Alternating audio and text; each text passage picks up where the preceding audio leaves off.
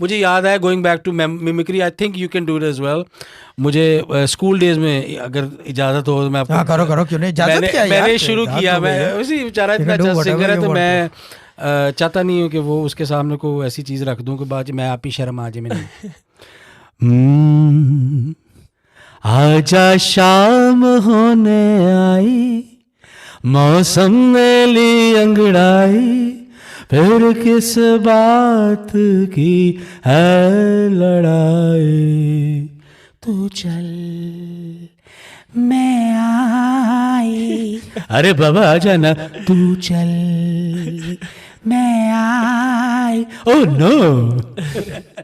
तो वो लाइक बाला सुब्रमण्यम, क्या बात है, he just recently passed away and हाँ मुझे बड़ा कल रात ही देख रहा था इनकी वीडियोस, बहुत जबरदस्त सिंगर थे, बहुत इन्होंने सारे हजारों गाने रिकॉर्ड किए हुए हैं। और यार मजे की बात बताऊं कि ही वाज साउथ इंडिया से थे ऑब्वियसली, और इन्होंने प्लेबैक किसका किया, सलमान खान का, कितने बड़े वो सारे रोजा भी सारे गाया है।